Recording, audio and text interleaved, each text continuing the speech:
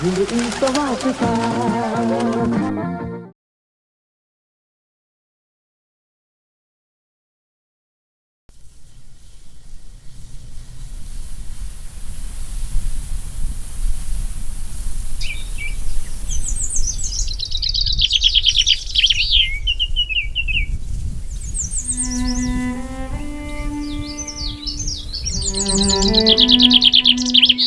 በታላቁ የስምጥ ሸለቆ ልብ ውስጥ ተፈጥሯዊ ሚዛኑን ጠብቆ የቆየ መሬት አለ።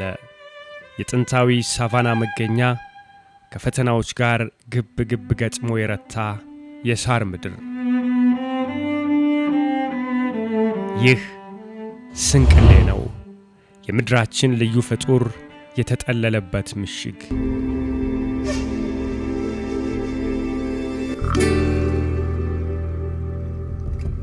እነዚህ በግርማ የተሞሉ ቆርኬዎች የሜዳው ነፍስ ናቸው። ከምድር ገጽ የመጥፋት አፋፍ ላይ ደርሰው በሞትና በሕይወት መካከል በተደረገ ትግል የተመለሱ በኢትዮጵያ ብቻ የሚገኙ የዘራቸው የመጨረሻ እስትንፋሶች።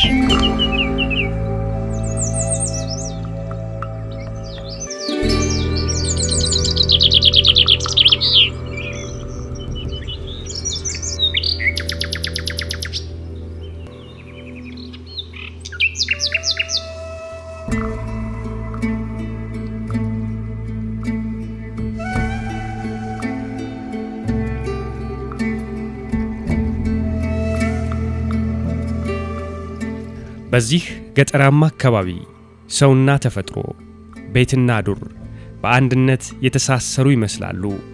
በኪነ ጥበብ የተሰሩ ጎጆዎችና ለምለም ማሳዎች ተፈጥሮ ከዘረጋችው አረንጓዴ ምንጣፍ ጋር ድንበር ተጋርተዋል።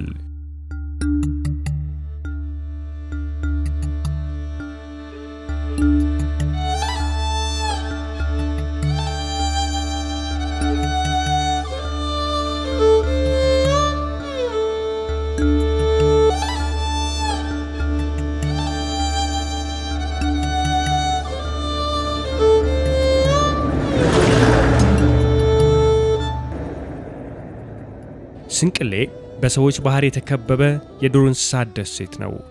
ከብት በማርባትና በእርሻ ሥራ የዕለት ተዕለት ሕይወታቸውን የሚገፉ ነዋሪዎች በዙሪያው ይገኛሉ።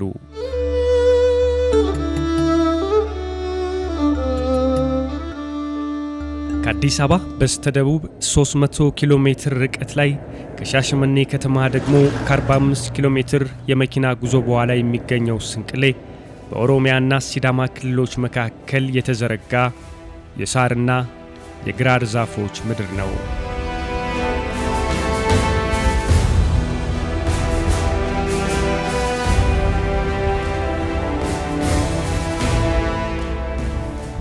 ስኮትላንዳዊው አሳሽ ጄምስ ብሩስ ወደ ኢትዮጵያ መጥቶ አባይን ከጎበኘ በኋላ ወደ ሀገሩ ሲመለስ የአባይ መነሻን ያገኘው ጄምስ ብሩስ ነው ተብሎ በተለያዩ መዛግብት ላይ እንዲጻፍ አድርጓል።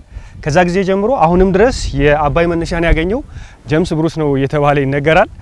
ነገር ግን ኢትዮጵያዊው ጋዜጠኛ ጳውሎስ ኞኞ በአንድ ወቅት ጋዜጣ ላይ ሲጽፍ የአባይን መነሻ ያገኘው ጄምስ ብሩስ ነው የሚባለው የአካባቢው አርሶ አደሮች የት ሄደው ነው የሚል ሐሳብን አንስቶ ነበርና የስዋይን ቆርኪዎችን በተመለከተም ተመሳሳይ አይነት ነገር ነው ያለው።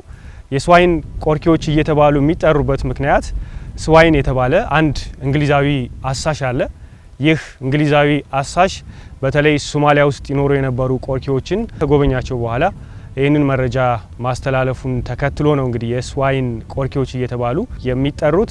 እነዚህ ቆርኪዎች በኢትዮጵያ በማዜ ብሔራዊ ፓርክ እና በዚህ በስንቅሌ ፓርክ ውስጥ ይገኛሉ። እኛ ወደ ፓርኩ ከገባን በኋላ በቀላሉ ቆርኪዎችን ማየት ችለናል። እየቀረጽንም እየጎበኘንም እንገኛለን።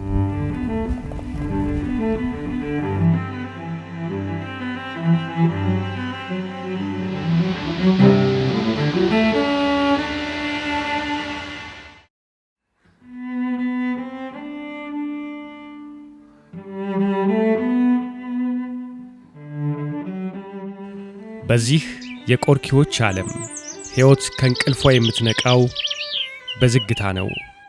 ጤዛ ለብሶ ያንቀላፋው የስንቅሌ ሳራማ ምድር ከደመናው ጋር ትንቅንቅ የገጠመችው ፀሐይ ድል አድርጋ እስክትወጣ ይጠባበቃል።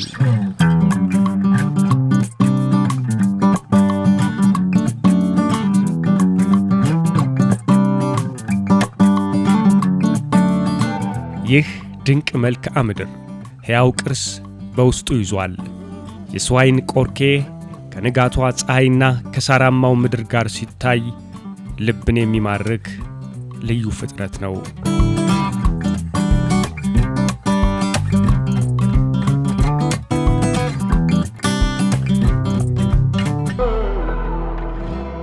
በአንድ ወቅት በብዙ ሺዎች ይቆጠሩ የነበሩትና በኢትዮጵያ ብቻ የሚገኙት እነዚህ ብርቅዬ እንስሳት ቁጥራቸው በእጅጉ በመመናመኑ በመጥፋት ስጋት ላይ ከሚገኙት ጎራ ስማቸው ሰፍሯል።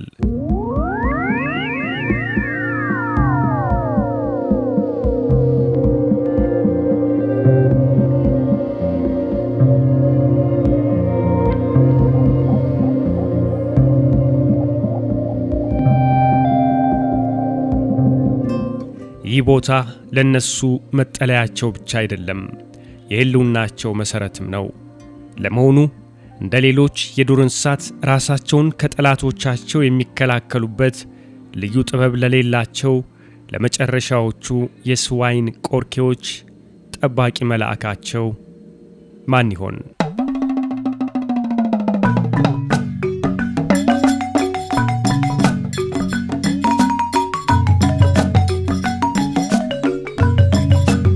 በቆርኬዎች ዓለም በትብብር መኖር የሚባል ልማድ የለም። አንድ መንጋ ከአንድ በላይ አውራን አይሸከምም። አዲስና ብርቱ ተቀናቃኝ ከመጣ ደካማው አውራ በጉልበት ተሸንፎ ከመንጋው ይባረራል። በዚህ ምክንያት ተሸናፊው አውራ ከወገኖቹ ተለይቶ በሳራማው ምድር አንድ ጥግ ሕይወትን በብቸኝነት መኖር ይጀምራል።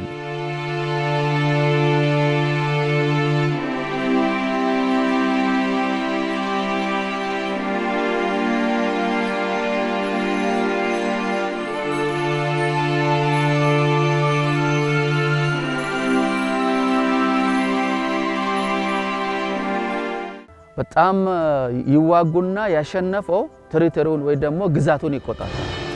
ያ ግዛቱን ያቆጣጠረው ሌሎች እንዲጠጉት አይፈልጉም። የራሱን የሆነ ቲም ከወሰደ ያንን ቲም ሌላ ወንድ ቆርኬ እንዲጠጋው አይፈልጉም፣ ያባረዋል። አቅም ያጣ ደግሞ ይነጠላል። ይህ ለምንድን ነው የምንነጠለው? አቅሙን ለማሰብሰብ፣ ጉልበቱን ለማሰብሰብ። በጣም ጉልበቱን ከሰበሰበ በኋላ ደግሞ ተመልሶ ሙከራ ያደርጋል። ከተሳካለት ያ መጀመሪያ አሸናፊ የነበረው ይወጣና ይሄ ደግሞ ተመልሶ ይገባል።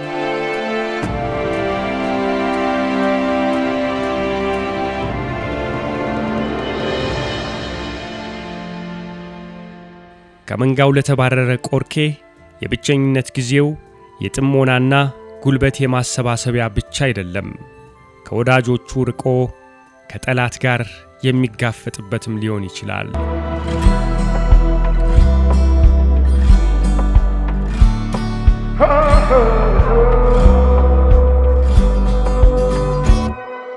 በተለይ አሁን ከጅብ ጋር በጣም መጋፈጥ የማይችል በቀላሉ ነው ጅብ አባሮት የሚይዘው።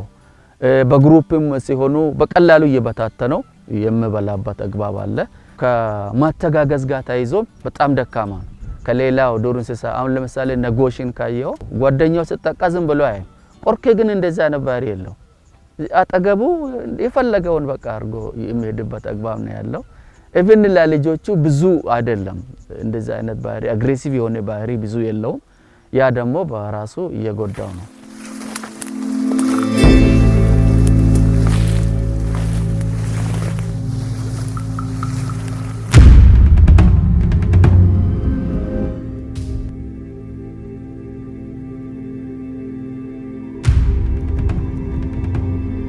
ከሰው ልጆች ጋር ድንበር ተጋርተው የሚኖሩት እነዚህ ብርቅዬ የቆርኬ ዝርያዎች በዘመናት ውስጥ ስፍር ቁጥር ከሌላቸው አደጋዎች ጋር ተጋፍጠዋል።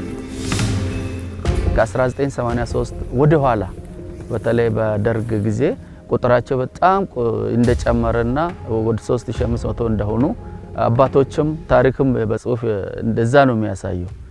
ከጊዜ በኋላ ግን ያው እንደምናውቀው በደርግ ስርዓቱም ከዛም በፊት ባሉት ጊዜ ተሳትፎ አልነበረም። የማህበረሰቡ ተሳትፎ አልነበረም። ልክ ደርግ እንደወጣ አካባቢ የኢህአዴግ መግቢያ አካባቢ በጣም ቁጥራቸው መመናመን ጀመረ። ይህ ከምንድነው? ማህበረሰቡ በበቀል ገባበት።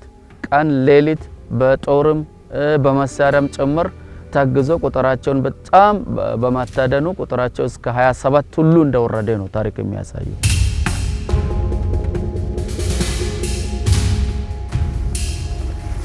አዳኝና ታዳኝ፣ አጥፊና ጠፊ መደበቂያ በሌለበት የሳር ምድር ተፋጠዋል።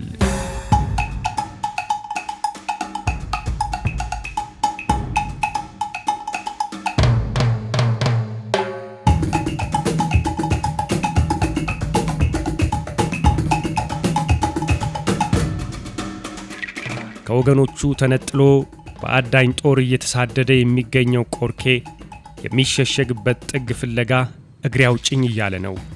በእንዲህ አይነት አጋጣሚዎች ለቆርኬዎቹ ቀድሞ የሚደርሱት ጠባቂ መልአካቸው የመጠለያ ፓርኩ ሬንጀሮች ናቸው።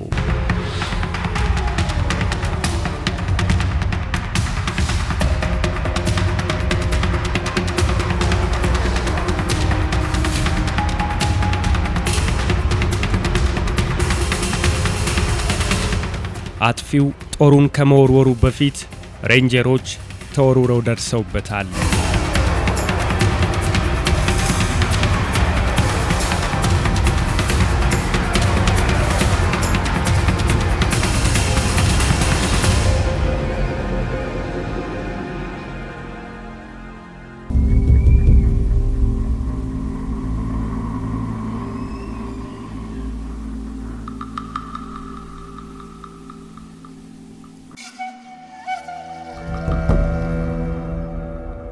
በ1964 ዓ.ም የተመሰረተው የስንቅሌ ቆርኬዎች መጠለያ ከጥፋት የተረፈው በሬንጀሮች ጥበቃ ብቻ ግን አልነበረም።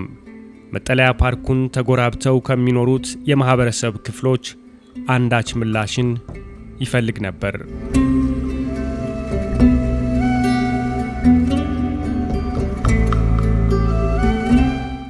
በግለሰቦች ያልተቋረጠ አደን ምክንያት ከምድር ገጽ ለመጥፋት አንድ ሁለት ተብለው የሚቆጠሩ ቆርኬዎች በቀሩበት ወቅት ነበር አባገዳዎች ተሰባስበው የመከሩት። በተለይ በስንቅሌ አካባቢ ከፍተኛውን ቁጥር የያዘው የሃምቤንቱ ጎሳ ከዚህ በኋላ ቆርኬዎችን የነካ ከጎሳ አባላት አንዱን እንደነካ ቆጥረዋለሁ ብሎ ተነሳ። በገዳ ስርዓት እፋረደዋለሁ አለ። ከዛሬ ጀምሮ ቆርኬዎች መጠበቅ አለባቸው። ማንም ቆርኬዎችን የሚነካ ካለ ይቀጣል። ይህን ለማድረግ ደግሞ በአካባቢው የትኛው ነው ዶሚኔት ጎሳ ተብሎ ጎሳ ተመረጠ። በአራቱ ቀበሌ በጣም ዶሚኔት የሆነ ጎሳ ሃምቤንቱ በመሆኑ ሃምቤንቱ በባለቤትነት ይቆጣጠራቸው። ሌሎች ደግሞ ይሄንን ውሳኔ ይቀበሉ። አንድ ቆርኬ ተገደለ ማለት የሃምቤንቱ ጎሳ ጉማ የሚባል ስርዓት አለ። የጉማ ስርዓት መጠየቅ አለበት። ከዛ በኋላ ለአባገዳ ያቀርባል። አባገዳው ደግሞ ውሳኔዎችን ያስተላልፋል ማለት ነው።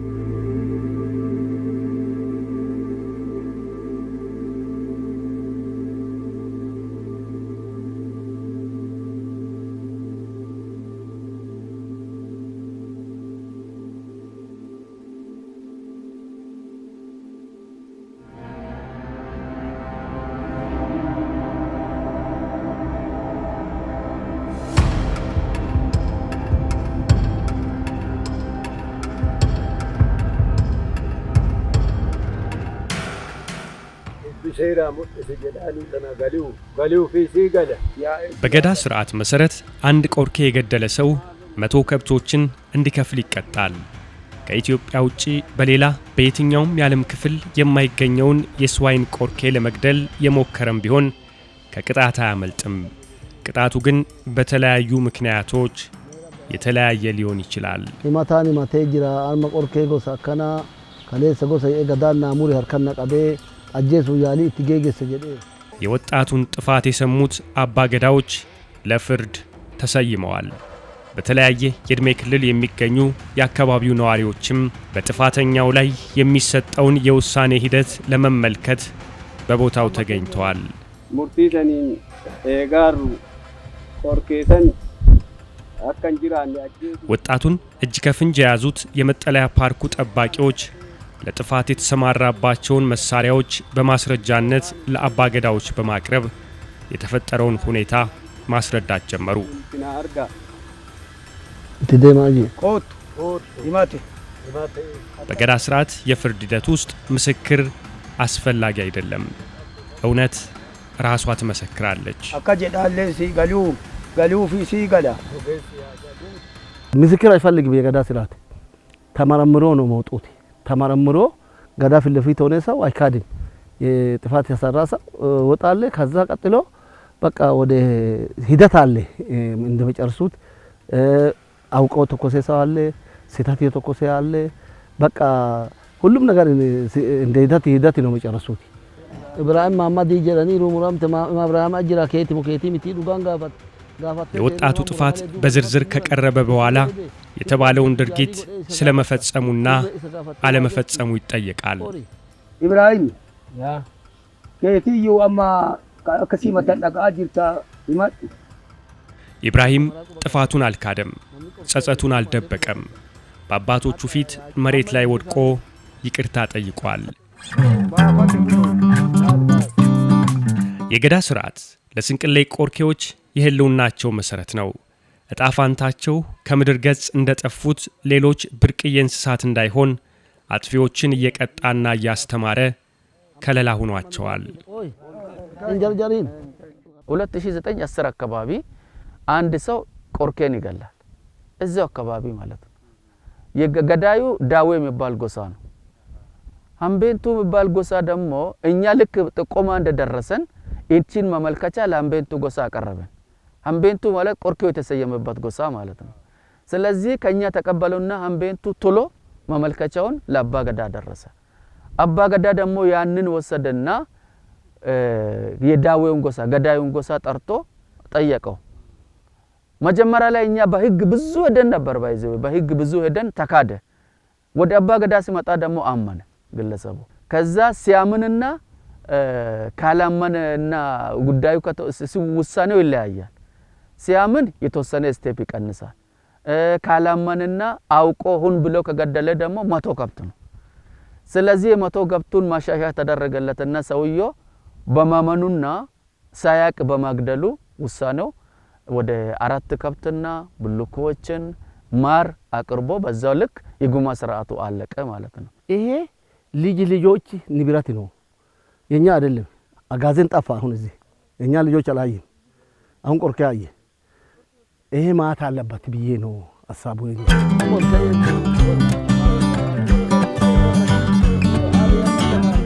ኢብራሂም ጥፋቱን በማመኑ ከሙከራ ያለፈ ጥፋት ባለማድረሱና በድርጊቱ በመጸጸቱ የተቀጣው አንድ ኮርማ ብቻ ነው። የገዳ ስርዓቱም የተጠናቀቀው አባገዳዎች ጥፋተኛውን ወጣት መክረውና መርቀው ከሸኙት በኋላ ነበር። ኢትዮጵያኑ አከንቱን ሙርቲ ደበርሲኔ ራዩ ሙራም ቢኔንስ ከበጃ ቀባይ ሙራም ረቢ ሰኡሜ ሙራም ዋኡማ ረቢ ፍጣሪ ተፈጥሮ ያላቸው ትኩረት አልፎ ደግሞ ለቆርኬ የተሰጠው ትኩረት በጣም ለሌሎችም ተመክሮ ሊሆን የሚችል ነው። እነሱ ጠንካራ በመሆናቸውና ስርዓቱን ጠንካራ አድርጎ በመያዛቸው ቁጥራቸው እንዲያገግም ተደርጓል። አንድ ውሳኔዎቹ እንግዲህ መጀመሪያ ላይ ቆርኬ በምንም ተአምር መገደል የለበትም ነው። በተለይ በአደን ቆርኬ ማሞት የለበትም። ኢቭን በአደን ብቻ አይደለም፣ በጅብ ለምን ይሞታል ነው። በየጊዜው ይከሱናል። ለምን ቆርኬ ይሞታል? ለምን ጅቦችን አትጨርሱም? እንደዚህ አይነት ጥያቄ ነው በየጊዜው ቢሮአችን እየመጡ የሚያቀርቡት ማለት ነው። ይሄ ከምንድነው? ለቆርኬ ካላቸው ትኩረት የተነሳ ነው።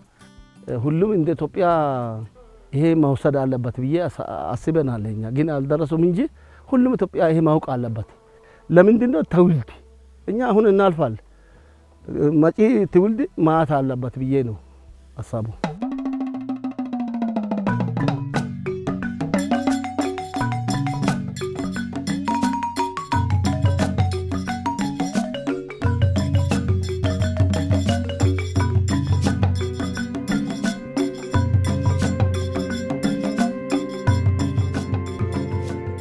የስዋይን ቆርኬዎች ታሪክ ከሞት የመትረፍ ብቻ አይደለም።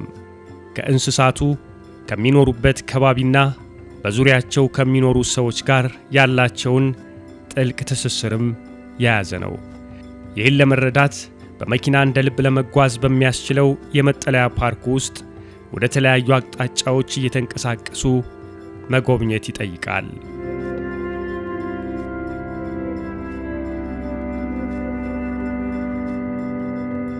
በአመዛኙ ሜዳማ የሆነው የስንቅሌ ምድር ላሊማና ቦረና የተሰኙ ሁለት ተራሮችንም አቅፏል። የተራሮቹ አናት ላይ በመውጣት ዙሪያ ገባውን እስከ ሐዋሳ ሐይቅ ድረስ መመልከት ይቻላል።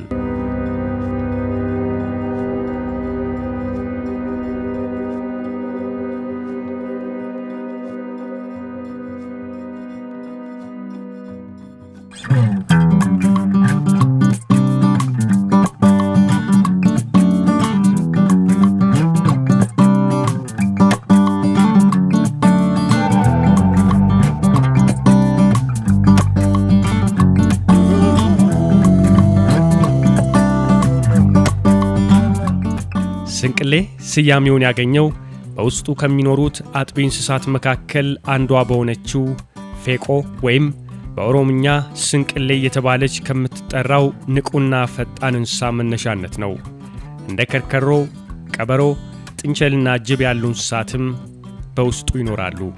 ከ190 በላይ የአዕዋፍት ዝርያዎችም መጠለያ ፓርኩን ቤታችን ብለው እየኖሩበት ነው።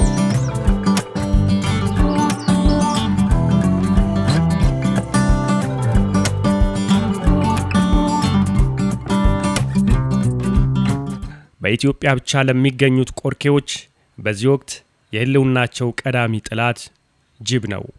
ገና የተወለዱ ግልገሎችንና አንዳንዴም ለብቻቸው የተነጠሉ ትልልቅ ቆርኬዎችን በቡድን በማጥቃት ቁጥራቸው እንዳይጨምር እያደረገ ነው።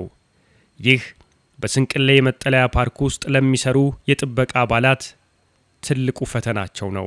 በዚህ አምሻሽ ጊዜ ጅብ ከገደላ ገደል ይወጣና ወደ ታች ሲያልፍ እነሱን ተከታትሎ ግልገሎቻቸውን ይበላሉ። ስለዚህ እኮ ተከታትሎ ሰራተኛ ጅብ ከገደላ ገደል ሲወጣ ጅብ ቀጥታ ወደ ህዝብ መንደር እስኪያልፍ ተከታትሎ መሳሪያ ይዘን መሳሪያና ባትሪ ይዞ ሰራተኛ ከድንኳን ወጥቶ ቀጥታ ጅቡን ተከታትሎ ያስተላልፋል። አሊያም ጧት ጊዜ እነሱ ከህዝብ ሰፈር ወደ ላይ ሲመለሱ ደግሞ ተከታትሎ እንደዛው ነው ተከታትሎ ጅቦቹን ያሳልፋሉ ማለት ነው። እንደዛውም ቀበሮችና ጅቦች ግልገሎቻቸውን እና ደከም ያሉትን በእድሜያቸው ገፍቶ ደከም ያሉትን ቆርኬዎች ሲከታተሉ ለማደን በቡድን ሆኖ ሲከታተሉ ሰራተኛ በመሳሪያ ተከታትሎ ያስጥላል ማለት ነው። ምንድናቸው አሁን ቆርኬዎችን አድነው የሚበሉት እንስሳት? ቅድም ጅብ እያልከኝ ነበር። ሌሎች እንስሳት ሳሉ ትልልቅ ለምሳሌ እንደ አንበሳ፣ ነብር አይነት እንስሳቶች ይያሉ እንዴ?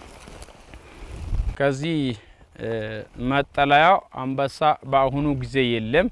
ወደ ተለያዩ አካባቢ ኃይለኛ ከባድ ጫካ የሚገኙበት ተሳዶ ነው ያለው።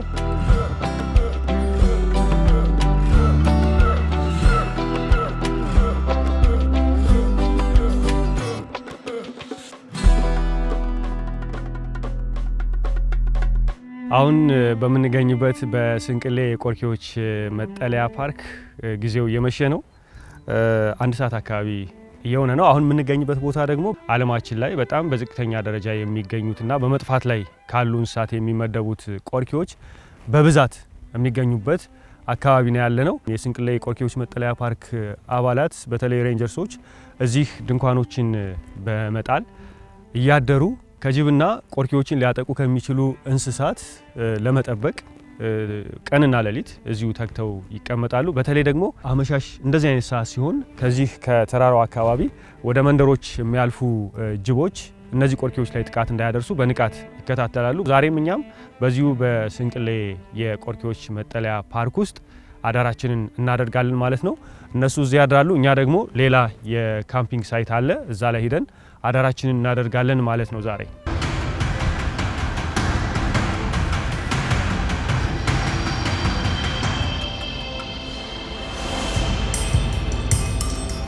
በተለይ ጥበቃ ክፍል ሰራተኞች የሚታዩቸው ሬንጀሮች ሙሉ በሙሉ ለ6 ወር አካባቢ እዚህ ነው የሚከርሙት።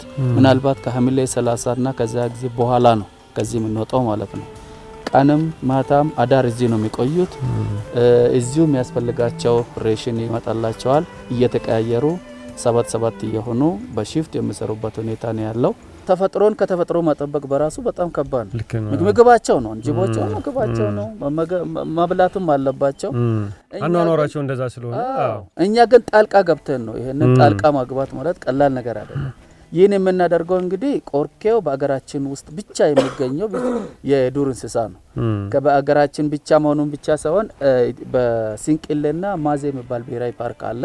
በሁለቱ ብቻ የሚገኝ የዱር እንስሳ ነውና አሁን ነጭ ሳር ውስጥ የለም ማለት ነው። ነጭ ሳርም ነበር በፊት ነጭ ሳር ነበር።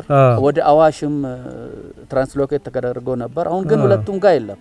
አሁን ያለው ሲንቅሌ ብቻ ነው። ከዛ በተጨማሪ ማዜ ብሔራዊ ፓርክ ነው ያለው። ስለዚህ ይሄ ቅርስ የዓለምም ቅርስ ነው። በኢትዮጵያ ደግሞ በባለቤትነት የያዘችው ነው። ስለዚህ ይሄንን ማንከባከብ ይሄንን ማጠበቅ በጣም ወሳኝ ስራ በመሆኑ ነው በዚህ ልክ ኮሚትመንቱን ወስደን ሰራተኛው ያለ ምንም ጥቅም እዚህ ሆኖ ቀንም ማታ ቆይቶ የሚሰራው ለዚህም ተብሎ ነውና ለኛ ትልቅ እርካታ ነው። ባይዘው በጣም ደስ ይያለን ነው ይሄን ስራ የምንሰራው።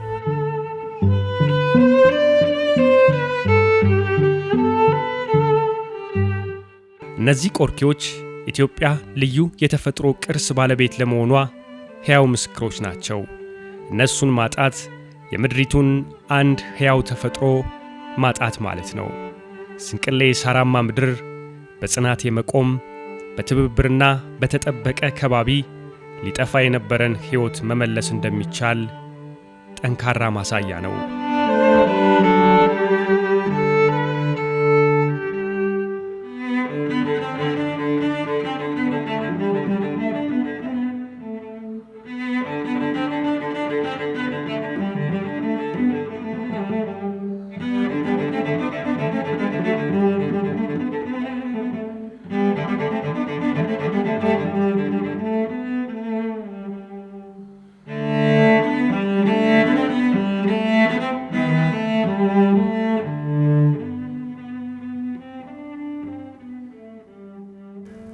እንግዲህ ዛሬ አዳራችንን በዚህ በሲንቅሌ የቆርኬዎች መጠለያ ፓርክ አድርገናል። በድንኳን ውስጥ ነው የምናድረው። በነገራችን ላይ ጎብኚዎች በተለይ በዚህ በስምጥ ሸለቆ አካባቢ ያሉ የጉብኝት መዳረሻዎችን ለመጎብኘት የሚወጡ ጎብኚዎች በእቅዳቸው ውስጥ የሲንቅሌ ቆርኬዎች መጠለያ ፓርክን ማስገባት ይኖርባቸዋል። ምክንያቱም በጣም የሚደንቅ ፓርክ ነው። በዛ ላይ ዓለማችን ላይ በትንሽ ቁጥር የሚገኙት በመጥፋት ላይ ያሉና በአሁኑ ሰዓት በዚህ ፓርክ ውስጥ ቁጥራቸው እንዲጨምር ከፍተኛ የሆነ ጥበቃና እንክብካቤ እየተደረገላቸው የሚገኙትን የስዋይን ቆርኬዎችን በቀላሉ መመልከት መጎብኘት የሚችሉበት እድል አላቸው። ከዛ በተጨማሪ ወደዚህ ሲመጡ ሌሎች በቅርብ ርቀት የሚገኙ ቦታዎችን መጎብኘት ይችላሉ። አብያታ ሻላ አለ በቅርብ ርቀት። ሐዋሳ ከተማም ያሉ የቱሪስት መዳረሻዎችን ለመጎብኘት የተመቸ ነው። እንደዚሁም ደግሞ በዚሁ በፓርኩ አልፈው ወደ ነጭ ሳር ብሔራዊ ፓርክ ከዛም አልፎ እስከ ታችኛው የኦሞ ሸለቆ ድረስ ሂደው መጎብኘት የሚችሉበት እድል አላቸውና የሲንቅሌ የቆርኬዎች መጠለያ ፓርክን በጉብኝት ሊስታቸው ውስጥ ማስገባት ይኖርባቸዋል ማለት ነው። እንግዲህ እኛ ዛሬ እዚህ ድንኳን ውስጥ በሲንቅሌ ፓርክ ሌሊቱን እናሳልፋለን።